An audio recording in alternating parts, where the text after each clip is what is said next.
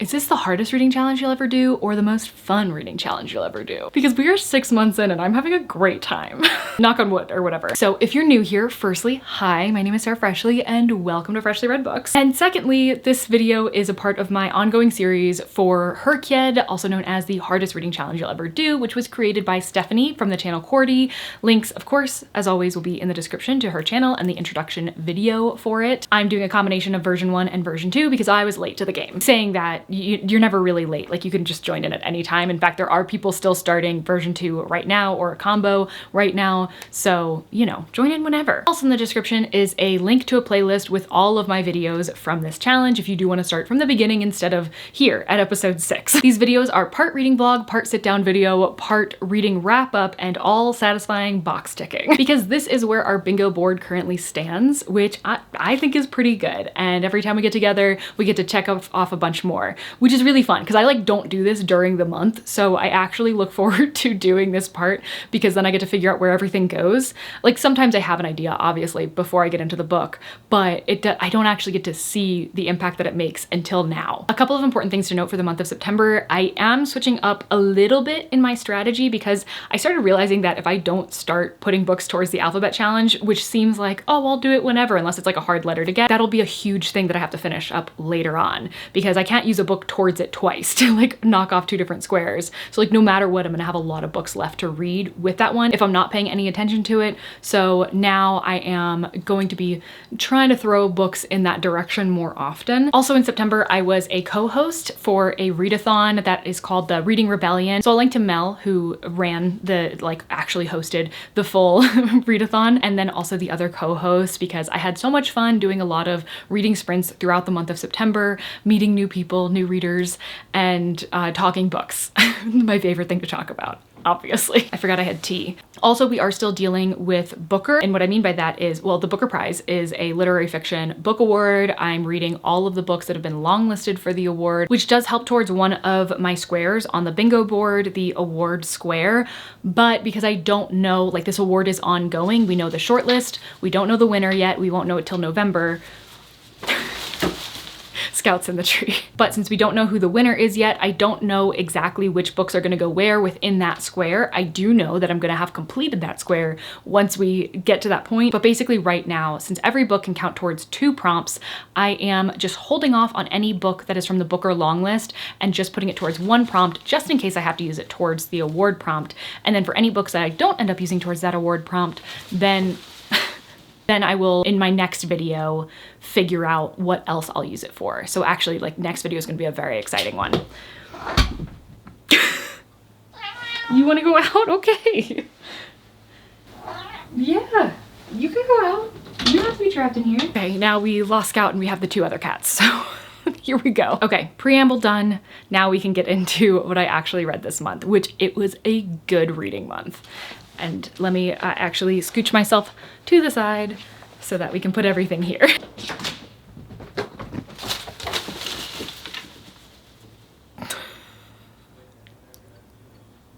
What is happening? I'm not gonna introduce this first book. I'm gonna let past me do it because this was my first book for the Reading Rebellion readathon. So I'm editing this video and I realized that I never explained the rules of the Reading Rebellion. Basically, the Reading Rebellion, it's like this board game where you go around the board by reading books. So you can do it, you can play it in several different like modes. So the easiest way to do it is to just complete the 4 objectives and not really worry about the board as a whole. But then the next hardest way to do it is to use 2 d6s to navigate around the board. And then when you pass an objective, you need to make sure to complete that objective as well as like whatever you land on. And anything that you land on that's not an objective, you have to randomly select from a list of like prompts that will like help you choose a book.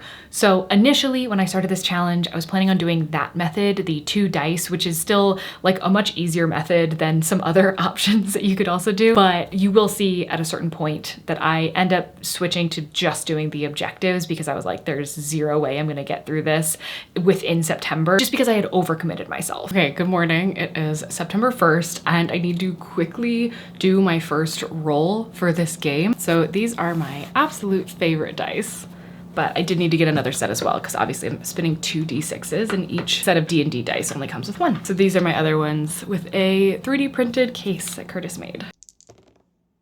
I got 3.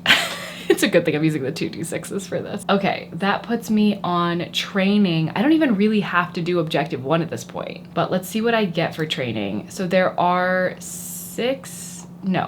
10 possible prompts. Let's go ahead and roll a d10 then. Okay, you have to let it land before you attack it, okay?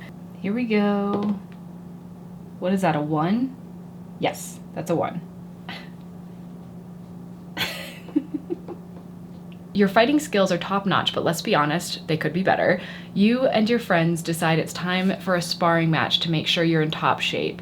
Read a book with a friend / participate in a book club. I have an easy mode thing that I could do for this, and I could say that the book that I'm reading for Booker counts right now because I do the Booker of the Month book club that is done by Dee Reads on Instagram. Basically every month we meet and talk about a book from the book club. It's been a while since I've been to one, I'll be honest. I didn't participate in Booker last year, and I couldn't participate in the first one from this year because I was visiting my parents. Okay, so I did a little bit of looking around. I definitely know that it's not the September book, but I think I'm gonna count it and be nice to myself, especially since I didn't move that far along the board. And so I think that my first book for this is going to be The Rest of Our Lives, which I have started, but I've only read like maybe 10 pages into. And I feel like I need to take advantage of this opportunity to read a book from the Booker Prize and also have it work towards this, because I don't think this is gonna happen again for the rest of the challenge. This book follows Tom, whose daughter is just about to head to school. She is the last of 2 children to leave their home, meaning that Tom and his wife will officially be empty nesters. However, Tom's wife had an affair 12 years prior, and it's always been on Tom's mind. Now, without having the kids keeping them in the same house, he goes on a bit of a journey without ever really knowing what he ultimately is going to do.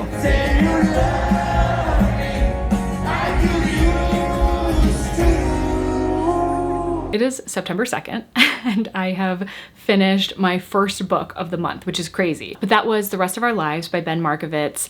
It was good. It was so the book's told in like this stream of consciousness. Our main character is Tom, but Tom is a little harder to read for everybody, including the reader. And so what follows is this book of like this long journey that Tom is going on, and you're seeing a lot of facets of Tom's life, like the life that he's lived from his childhood, really, just through the different people that he talks to and sees and spends time with. And it's almost like you're going backwards throughout his life, from being an adult that's like in the situation to kind of regaining his own independence, you know, trying things out on his own, and then continuing like all the way down to being like so young that he no longer has the say in his own life again. And I think that that's really cool. Like, that's a really cool premise for a book. There are a lot of things that I do think that this book does really well. I can understand why it's on the Booker Prize long list. That being said, I don't think, from the books that I've read so far at least, it's going to make it to the short list necessarily. And I think so far it's maybe my least favorite, or maybe tied. I can't remember what I gave Love Forms now, but I think that was a 3 point something. And for The Rest of Our Lives, I'm giving that a 3.25. So since this book was one of the books from the Booker long list, and now I believe short list, right? This was one of the shortlisted ones. I didn't see that coming for this book, honestly, but I'm only using it towards one prompt at the moment, and that is going to be the page count challenge, and specifically the 200s page count, because this book was 200 and something pages, I can't remember, which means we have 6 out of the 7 of those done, which is very exciting. I know I said that I was gonna put more things towards the alphabet challenge, but I didn't do it when it came to a book that only had letters that were very, very common to be the first letter in a word, so I didn't worry too much about it then, which is similar to this next book, which is The South by Tosh Aw. This book takes place in Malaysia, and we're following Jay, who goes south with his family after his grandfather passes to take care of a farm they've inherited and that has fallen into disrepair. Jay meets Chuan, who is the son of the farm's manager, and these boys are very drawn together. So I finished reading The South by Tosh Aw, and I actually read through it very quickly. And I don't really think it was like the story that propelled me so much as it was just like the atmosphere of the book felt very nice, and it felt very much like something that I wouldn't want to be reading in fall, so I was kind of like, let me do this quickly. That's not to say that it was like bad and I wanted to be done with it or anything. It was just like, I don't know, there was something in me that wanted to read it quickly. But the atmosphere was great. I think that that was one of the main things about it. It definitely felt like a very humid climate where like everything just feels closer, if that makes sense. And then it was really cool to see, oh, hi Klaus. It was really cool to see the relationship between Jay and Chuan, and them just like being so excited about the future and about like these little things that they could do, and maybe they're like glimpses into their future lives and stuff. Like they go to the market together, and Jay is really like thinking about that and about how, you know, maybe someday this is what their life will be like. And it really just captures that urge to grow up, that just like wanting to get to the point where you have the full freedom to just do whatever you want, and to where like your teenage years almost feel like you're just waiting for all that stuff to begin, especially once you get to like a certain age. And it was something that I feel like I kind of forgot as I grew up, but I definitely remember having those feelings as a teenager, and this book really brought that back for me, which I thought was really cool. So yeah, in the end, I gave it 3.75 stars. So again, this is one of the books from the Booker long list, so it's only counting towards one prompt for now, and that is going to be the Read Around the World challenge, and specifically for Asia. This means we have 2 out of the 7 books read for that one, if we're including the bonus that is Antarctica, which I am right now, but I reserve the right to change my mind later. I do technically have a book that I'm planning on reading for that prompt. I just don't know, it's not very high up on my priority list. And then we finally come to a book that I own physically, but actually I am gonna throw it back because this was another one for the Reading Rebellion. Let's go ahead and roll the dice. So I'm currently on the 3rd spot on training. I'm gonna face you this way because I'm gonna be rolling right here next to a sleeping Zuko, and also we have Klaus over here.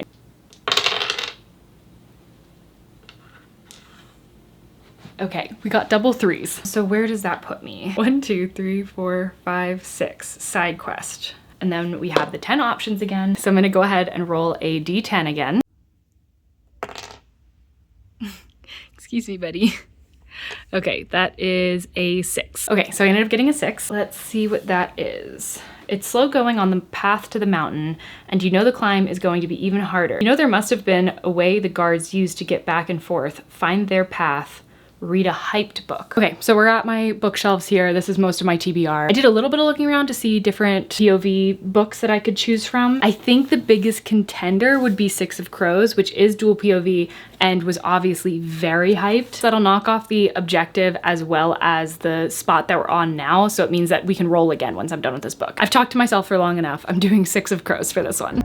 6 of Crows at its core is a fantasy heist book, the leader of which is Kaz, who is a super well-known and respected criminal, and then he has his group of outcasts that he needs in order to pull it off. Some he knows well and some he has literally just met, but this is a multi-POV story, so we get to see the perspectives of everyone in this group who all have very different personalities. Not the best angle, but I'm working with what I've got here because this room has been somebody's guest room and is about to be somebody else's guest room. But I just finished 6 of Crows while in a live stream while doing my own reading sprints. It took a bit longer than I expected, but it was mostly just because I had a friend visiting, so obviously like that was taking up a lot of my time. I'm trying to decide like what rating I would give it, maybe like a 4, and I'm happy with that because I haven't read a YA in like a really long time, but this did not read like a YA to me, or if it does, then I don't know what YA is anymore. This was so much fun, and like going through the high stakes heist of it all and everything, and there were some nice like twists and turns at the end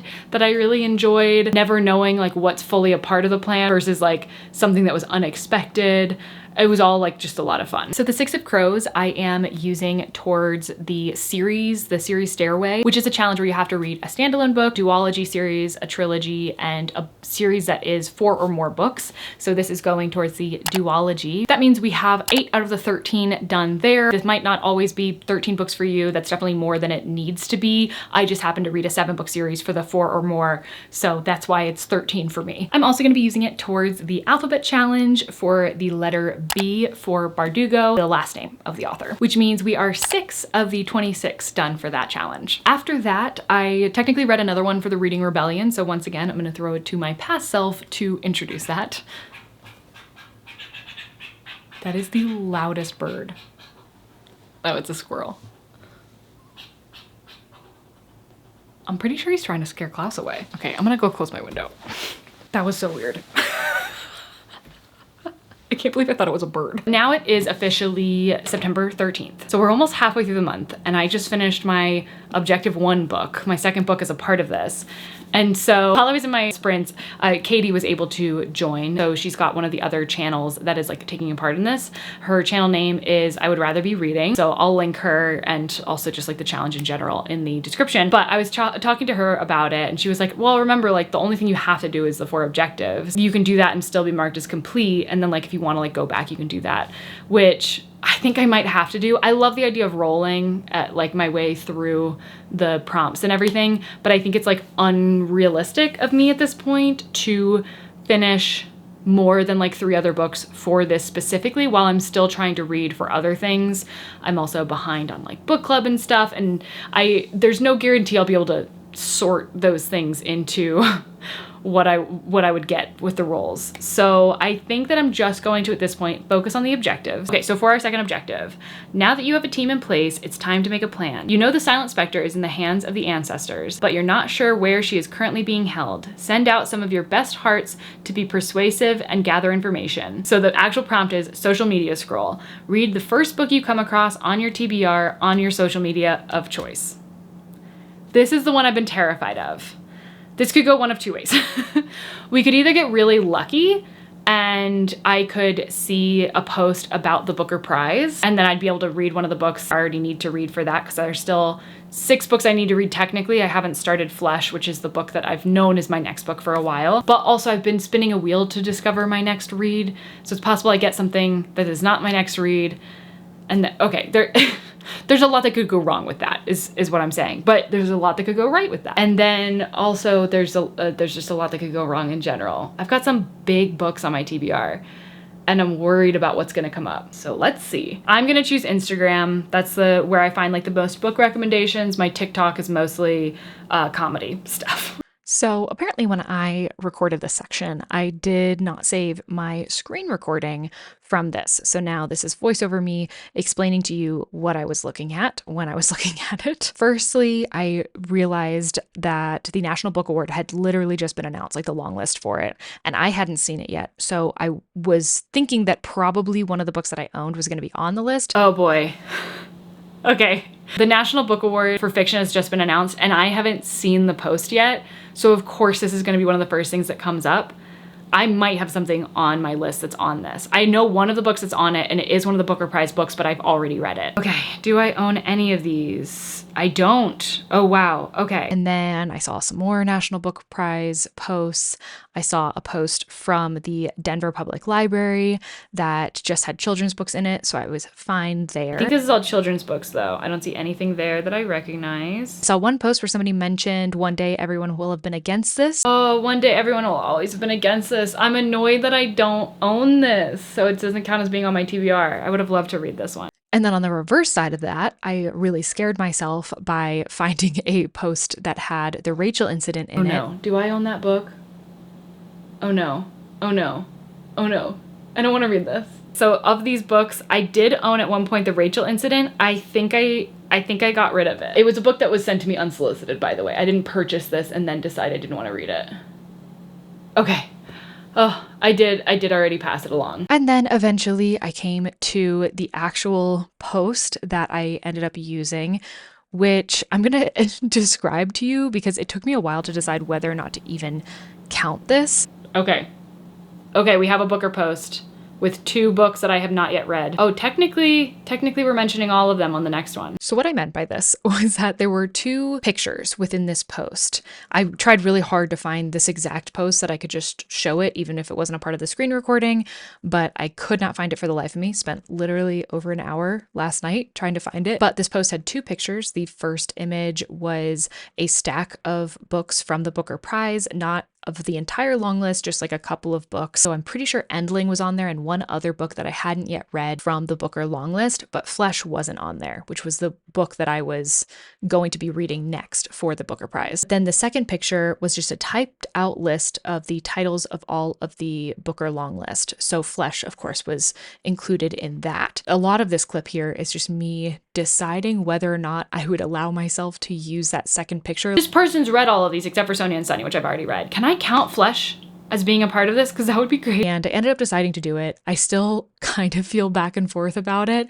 but I do know that if I hadn't made this decision, there's no way I would have finished this challenge in general within this month. So I am kind of happy I did. I think I'm gonna count it. My battery's dying, so that's my, unless I feel bad about this later, I'm counting it. Flesh follows Istvan, a teenager who lives with his mother in Hungary. Being new to the town, he struggles to integrate into this society and also with his classmates. He then agrees to regularly help out his neighbor, who is a married woman that is close in age to his mother, with a lot of different tasks, but then this soon turns into something entirely different, and it ends up severely impacting his whole life and really just like his sense of self. Okay, super quick update on Flesh, because I do need to go do like a million other things right now, but I just wanted to do this while I still had access to my room, because honestly the bedroom is not very aesthetically pleasing and the living room is super echoey, so I can never film anything in there. The high ceilings, they look beautiful, very impractical. But I did just finish Flesh. I read this actually super quickly. I think just because it's so dialogue heavy, it was so easy to get through. But I ended up giving it a 3-star just because there's really no atmosphere to speak of in this book. Sometimes I would forget where we were, and it would be between like Hungary and like England. You know, like you shouldn't forget which one of those you're in. There was a lot of like challenging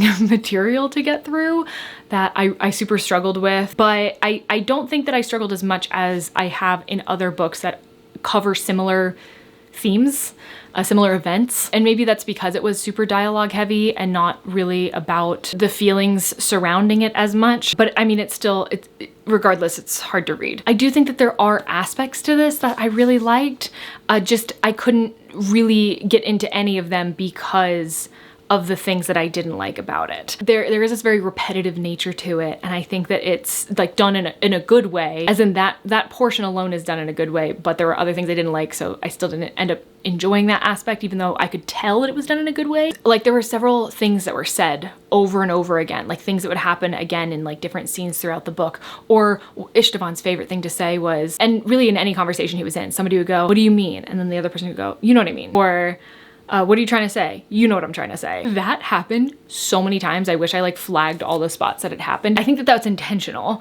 I don't think that just like happened by mistake or anything. And I think that it does add to this repetitive nature that is supposed to be there. There are things that happen in Istvan's life that keep happening and keep coming up because of what his past was like. And I think that that's also evoked in the actual conversations themselves. So things like that, I really appreciate. I just had a hard time appreciating while I was reading it. It's more like I appreciated it from like an observer's point of view rather than like a reader's point of view, which was unfortunate. So 3 stars. So Flesh is another one that is on the Booker Prize long list, so I'm only going to be counting it towards 1 prompt for now, and that is going to be the alphabet prompt. And specifically, I am using it for the D for David, which means that we have 7 of the 26 books done for that square. Next, I decided to read James, and very quickly, because I had gotten it from the library as an ebook, and my book club was going to be talking about it in like a couple days, so I read James so quickly, but I'm really glad that I did. The main hook of James is that it reimagines the story of the adventures of Huckleberry Finn, but from Jim's or James's perspective. So basically, when Jim is a slave and overhears that he is going to be sold and separated from his wife and daughter, he decides to hide out until he can figure out what to do. At the same time, Huck Finn fakes his own death to get away from his father and runs into Jim, and from there, they adventure down the Mississippi River toward the quote-unquote free states. I was just reading and I realized that I never did an update on James. Like I never did like a wrap up of how I felt about it. I think it was almost like a fever dream how quickly I read that book, because basically I just wanted to make it to book club and I did. And I'm so glad that I read it, because I was kind of on the fence because I've owned Erasure by Percival Everett for a really long time and I haven't read it. I mean like for a year, not for it. A really long time makes it sound like a really long time. And I told myself that like, oh, I'll hold off on reading more from him until I've read that, which I do for most authors that I have on my TBR. But James was huge and everybody was reading it and everybody was talking about how great it was. And then my book club was reading it and I was like, oh, maybe. And I put in a loan from in the library and it came up in time, just barely, to where I was able to read through the whole thing. And you know, honestly, it was easy. It was easy to read through the whole thing quickly because it was good. Like it's a you know, at its heart, it is still this like adventure novel that Huckleberry Finn was, except there's just so much more weight that I feel like that gets added to it from telling it from Jim's perspective, and also because of the different liberties that Percival Everett takes with this story. And I was listening to this podcast or video, I can't remember now, and I was listening to Percival Everett talk about what he, you know, was doing versus what he wasn't doing with this, where like he's not trying to just like retell the story or like change the story of Huck Finn. He wants to be like telling his own story. It's just that it is inspired by this classic that we've been reading for so long in schools, and now getting to see it from this new perspective, and about how the idea of it kind of just hit him. But yeah, he's not trying to do like the same thing as Huck Finn. It's not meant to be the exact same thing, which is very obvious, especially by the end of the book. But I think he just does it so well, and he writes so well. And like, I already loved The Trees by Percival Everett. That was a 5-star read for me. Now, having read James, I did initially rate it a 4.5, which I looked back now before filming this, because I was like, what did I rate that again? Like, so that I can say. And I saw that it was a 4.5, and I was like, that's not right. And I sat there and thought about it for a while, and I was like, no, this is a 5-star read. I haven't stopped thinking about it since I read it, and I don't think I'm going to anytime soon. And all I want to do now is read Erasure, but I have so much reading I need to do. But I am really glad that I took the time to read James, even though it was not a part of my reading plans at all. And I just decided that I would do it, would go to book club, and the book club discussion was so great. It was so nice to have like really thoughtful conversations about it, and to take it into, you know, some current day things that are going on and talk about it through that lens and everything. Like, it was really great. I'm so glad that I read it. I'm so glad that I went to book club. It had been a while since I'd been to an in-person book club, and I think I kind of forgot how awesome it is. But yeah, that was a 5-star read, and now I've officially updated you on James. This one I am using towards the Heritage Month square, and specifically towards Black History Month. This one, it just uses the different months to kind of inspire like a way to read more diversely. You can read them specifically within the actual month, but I have decided not to do that. I'm just gonna kind of read them whenever. And then I'm also gonna be using this towards the Rainbow Challenge, and it's gonna be used as the Black Book. That means that we have 3 of the 13 towards that one. Okay. And this next one, I finished a webcomic, which is a prompt from the version 1 of this challenge. As I said at the beginning, I took version 1 and 2 and combined them together. And when I was deciding which prompts to include, and I came across the webcomic one, even though I don't think I would have included it initially, like if I had early on, like before I even started, if I had decided to combine the two, but because I had already started a good amount of the webcomic, I was like, there's no way I'm going back now. Like, that is getting included. It was also very difficult for me to choose this. I actually used to read webcomics quite a lot in high school, but this time around I used Tapas, which I had never used as an app before. While I was looking through, I noticed that a big trend, specifically in the romance webcomics, which is what I wanted, there's a lot that are about a modern woman that then wakes up within a story, not necessarily like a fairy tale we all know, but like a book within a book type deal. Now Klaus is in the tree. And then another thing that was a very big trend that I noticed was chronic illness. Like, a lot of female characters having chronic illness, and like that being a part of the title. And so I was thinking, okay, I'll do one of those tropes, because it seems like that is huge, at least right now, in the webcomic space. But then I found one that had both of those tropes in it, was a completed series, which is also something that I was looking for because I wanted to be able to actually finish it. And it was only 57 chapters long. Yes, I do say only 57 chapters because most webcomics are at least 100 chapters. And that's just a lot. That's a lot to commit to. Because, I don't know if you know this, if you're not familiar with reading webcomics, especially now, typically what they do, and at least what Tapas does, is you get like 3 chapters for free from a story. So you can kind of like get into it, get a feel for it, decide if you actually want to read it or not. Then after that, you get what are considered WUF, or wait until free chapters, where every 24 hours you can unlock another wait until free chapter. This is typically what most of the chapters within a full series are, but then at a certain point, especially when you're getting towards the end, it switches to where it's not even the wait until free, and then the only way that you can get that, if you're not trying to spend money or do like the weird gaming thing, you're supposed to download like other apps to get points, and I don't want to do all that. So then what you have to do is wait until you get these gift passes that come up every once in a while, while, and they allow you to unlock one episode for free. So that's what I did for the last, I think, 17 chapters of this, which those ones only come up at like every 3 days, those little like free tickets to unlock stuff. So it took me a long time to get through this series. It is a daily habit that you have to have. And also when you unlock them, you only unlock them for 72 hours. It's not like you have free access forever to this chapter of the thing. So I couldn't just like unlock them, like go in every day and unlock them and then later on read the whole thing at once. I had to be like on it every day. So you're gonna see a lot of clips of me reading this on my phone. So this is called I Became the Dying Female Lead's Sister, but that's a little misleading because both sisters actually have chronic illness and also they're twins. So we have Lady Linzell, who is our main character, and Lady Likey.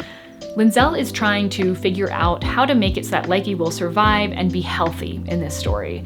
She also knows that in the main story, Likey is forced to marry Prince Hernan, the villain of the original story, even though she is in love with his brother, Prince Ishar. So in this new rendition, Linzell tells her father that she fell in love with Hernan at first sight so that she will end up marrying him and Likey can be with Ishar. Also, marrying one of the princes means that she can work on getting into this imperial palace, which could hold the secret to curing the sisters.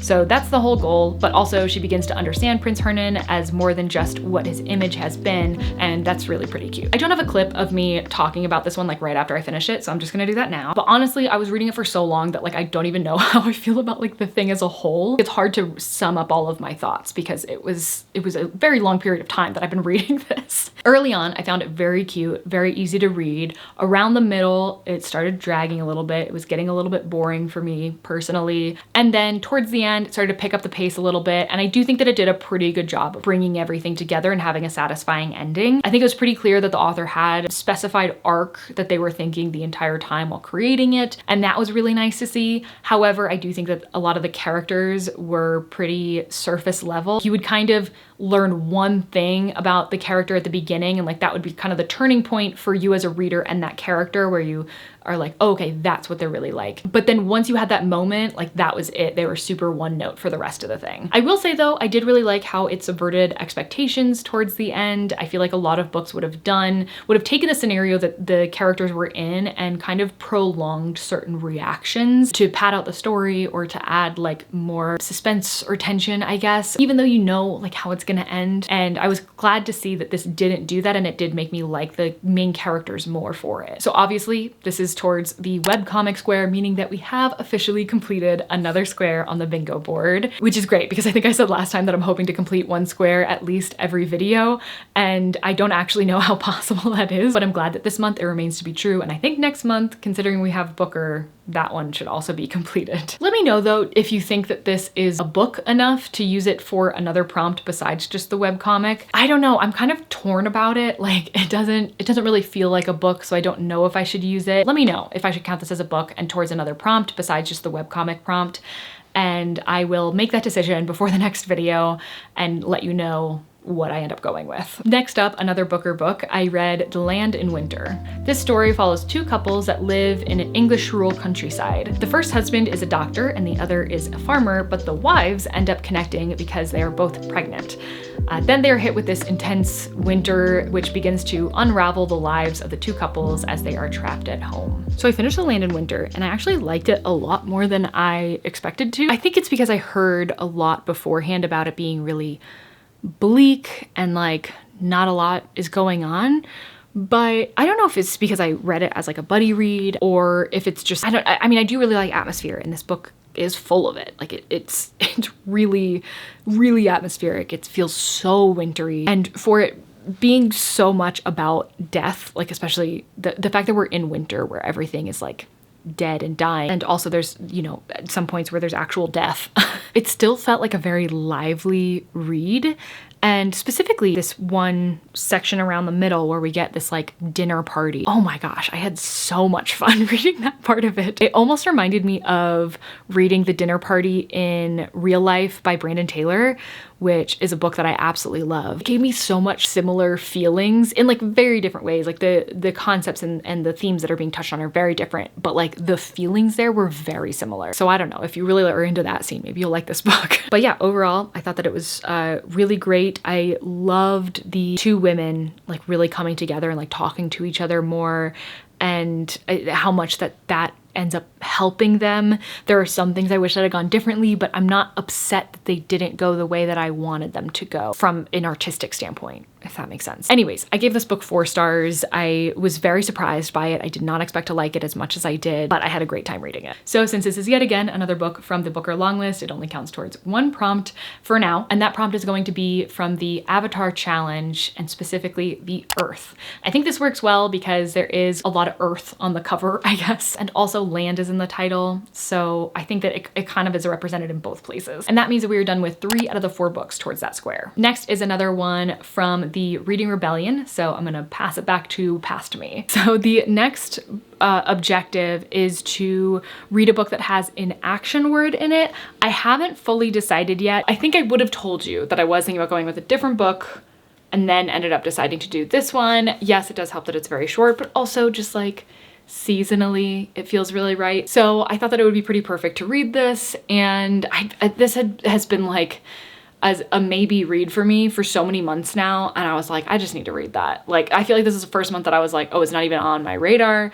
And then I looked at my bookshelf and I was like, you know what? Actually, it's time. This book is a retelling of Edgar Allan Poe's The Fall of the House of Usher. It follows retired soldier Alex Easton, who hears their childhood friend Madeline Usher is dying, and they travel to the Usher family's isolated home.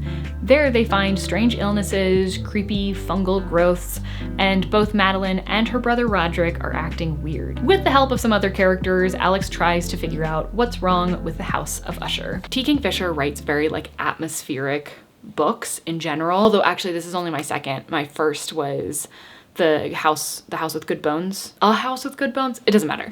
But I really enjoyed that one also for the atmosphere, and this had it again. And I was a little bit concerned when I feel like 25% of the way through I was like not really connecting with not much spooky happening. We'd kind of like heard a little bit, a very little bit about something like a little weird going on. But besides that, there wasn't really a lot to it.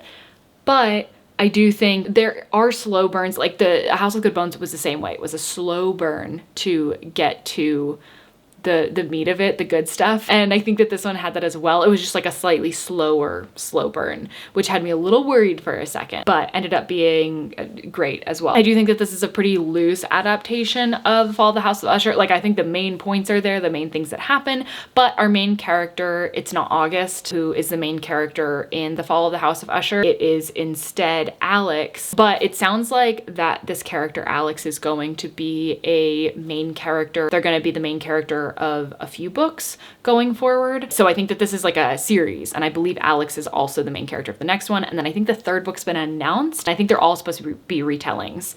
So I'm excited to follow Alex more because they do have like this interesting backstory to them. What is it called? Galatians or something like that. But this specific country that pretty positive is fictionalized, but they have like different linguistics than in English. And like there's a few things that make them like pretty different, and so having a main character like Alex that's from that is very interesting. And so I'm curious to learn more about that, in addition to getting like our next story. And also I really liked Alex's horse. I think their horse is great. So Hob the horse is great, Alex is great, and Alex is I don't know what position he holds, but Angus is another person that travels with Alex, I guess. I ended up giving this book 4 stars. Can you tell like my brain is so scattered right now? But I think I just need to try to give you my best thoughts possible, which is just that I liked it. The like eco horror of it. That's one of my favorite like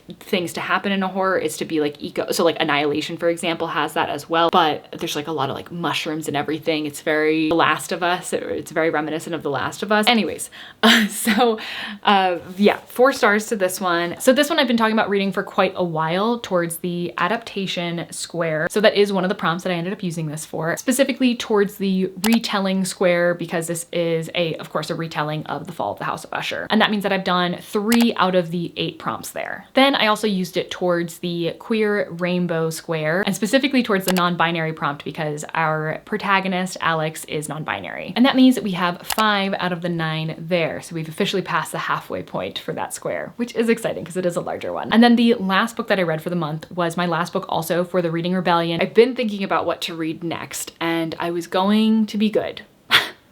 I was going to, because the objective 4, the last objective that I have, which is to read a fast-paced book, whatever that means to you, and I wanted to take that in, it's more literal, meaning like it doesn't have to necessarily be a short book, but something that like I think I could read through quickly that would have like enough going on that it would be a lot of fun. So I was going to read something from my 25 books to read in 2025 list, because we are getting close to the end of the year and I do still have a few books left on that list, a few more than I would like to have on that list. And so I was thinking of doing the second book in historic materials, because that is both a middle grade and fantasy. So I thought that I could read through pretty quickly. I also have Vicious on there by V.E. Schwab. So I was gonna be good. I was gonna pick one of those books and be helping towards another goal that I have. But then I got a notification this morning from the library, and Crooked Kingdom is sitting there waiting for me. And I was like, that's also fast-paced, and it would mean finishing a duology. That's what I'm gonna do. And it's not just because I want to read it. No, it is. It really is. I want to read it. I feel like reading it, and I think it'll be fun. And I don't want to think about any of the other things that I have to read. I have to always remind myself, these are games that we make for ourselves. Okay, I'm going insane a little bit. I probably just cut a lot out. Basically, I want to read Crooked Kingdom, so I'm gonna read Crooked Kingdom, and it does fit the 4th objective. So like that's gonna be my final book for this video. I do have to go to the library and pick it up. I think I'm gonna do that now. I'm on my lunch break from work, and I think that I could use some fresh air and a walk to the library. That's what I'm gonna do, and I'm gonna start Crooked Kingdom tonight, and it's gonna be great, and I'm gonna have a great time. And I'm so sorry for this super rambly clip. This was a good book though, so yeah. I won't tell you too much about this one since it is a sequel, but essentially it is after the heist from the first book, and Kaz and his crew are struggling. Most people are against them now, and they have a whole other challenge ahead of them that has much larger ramifications than even the first book did. Where did I put my book? Oh, I finished Crooked Kingdom last night. So today is officially October 1st. Wow. And so I did finish this within the time frame of the Readathon Rebellion, meaning that I did actually complete the board doing the easiest prompts possible. I mean, technically I read 5 books instead of 4 books because I thought that I was gonna do not the easiest thing. And then I switched halfway through. But anyways, I finished this last night. It destroyed me. It destroyed me. I was destroyed. I can't think of a better word.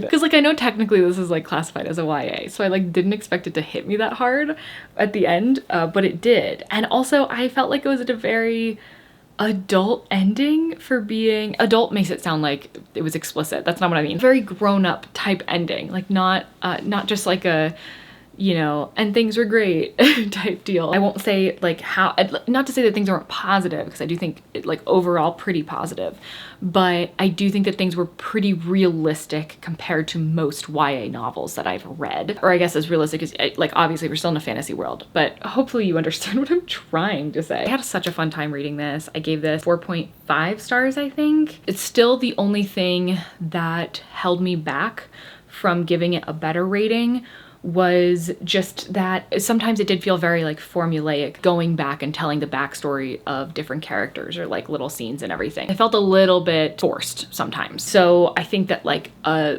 more developed author is better at like getting those things in there. And so I would not be surprised at all if I read more from Leigh Bardugo and I do end up giving her a 5-star in some book that she's written after this duology. That being said, I do think I'm gonna go back and read the Shadow and Bone trilogy. I think that I'm gonna put this on my series tracker. Like it was on my series tracker as just the duology.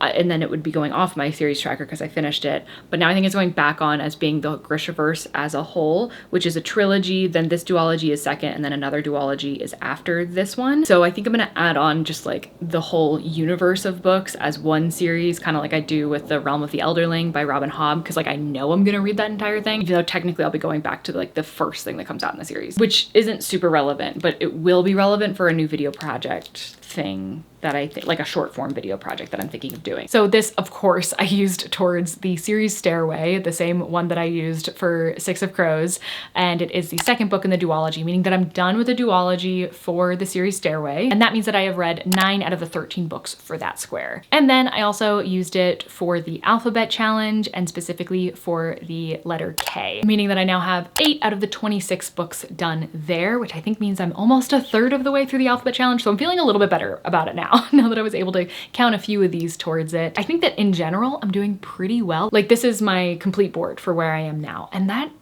seems pretty good, right? You may have noticed that I didn't have any that were for the like new release square, which in August I read a new release for September, so I was okay with that one, but I hadn't read one for August. But don't worry, I am just about to finish up my book for that within these 60 days. So we are safe there. And as a little spoiler, I've already finished I finished 2 new releases for October. And oh my gosh, I'm so excited for the new release for November because it's gonna be The Strength of a Few, which is the second book in the series. I can't remember the name of the full series, but it's the one that starts with The Will of the Many that I absolutely loved. And I'm so excited to go on release date to pick up that book. I have the day off of work and everything. I didn't like take the day off of work. I just happen to have that day off of work. And it's the day after my birthday. So I'm excited. Anyways, that is going to do it for this episode of Herkied. Sorry it took so late into this month. It was a lot of books. Like honestly, just in September, there was a lot. And especially with the Reading Rebellion, I knew there's gonna be like extra clips to edit and everything.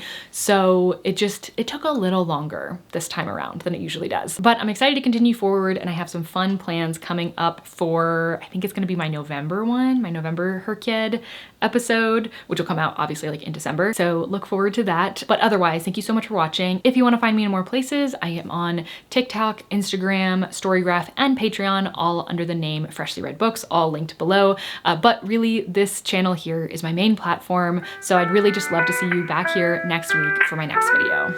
Bye.